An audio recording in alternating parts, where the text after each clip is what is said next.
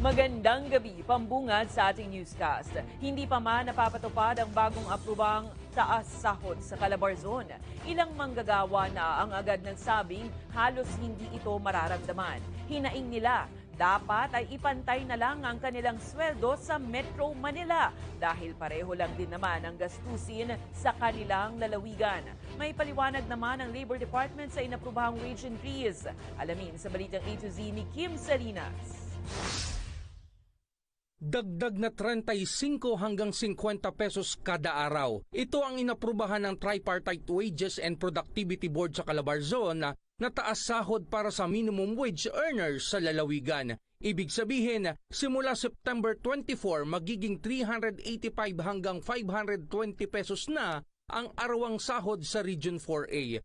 Pero para kay Aling Ninita, na 15 taon ng factory worker sa Rizal, halos hindi ito mararamdaman. Nako, Diyos ko, kulang po, lalo na tumaas ang bigas ngayon. Magkano ang mga gulay? Ang kamatis, magkano? 160, 140. O, diba? Tama ba yun? Ang sweldo namin, 518. Napakalayo rin daw ng agwat sa kanilang sweldo kumpara sa kalapit ng Metro Manila. Maging patas ang sweldo ng NCR at ng Calabarzon. Dahil pare-pareho lang ang bilihin natin. Ang bilihin ng bigas, ang pamasahe. Pare-pareho lang naman eh. Ganito rin ang pananaw ng Pangulo ng Buklurang Manggagawang Pilipino para kay Attorney Luke Espiritu, isang mumu lamang kung tutuusin ang inaprubahang dagdag sahod. Because of the inflation, nawala ng value ang sweldo ng manggagawa. Nabawasan siya ng at least 100 pesos a day. Because of the inflation, ang taas ng presyo, definitely hindi yan win. Talagang sobrang mumo. Kahit man lang sana wage recovery ang gawin at ibalik ang nawalang 100 piso ng bawat manggagawang Pilipino.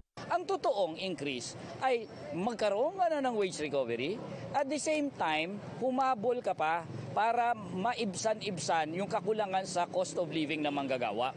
Tinawag pa nitong historical crime ang naging aksyon ng Regional Wage Board. The most industrialized area in the country, ganun kababa ang wage. Mas mataas pa ang NCR na ang NCR service-oriented. Ang industrial area mo, talagang starvation wages. Depensa naman ng National Wages and Productivity Commission ng Labor Department, hindi basta-basta pwedeng itaas ang sweldo ng mga manggagawa. Iiwasan natin yung tinatawag na wage price spiral sa economics. So ito yung mga bagay na kanilang tinitignan every time that they have to make decisions. Kailangan raw kasi itong balansihin sa kakayanan ng mga kumpanyang nagpapasweldo. Dahil kung hindi nila ito isaalang-alang, magiging domino effect lamang ang problema sa bawat Pilipino. Kung itataas natin siya ng masyadong mataas at mas mataas pa doon sa average wage sa area, ang mangyayari, tataas yung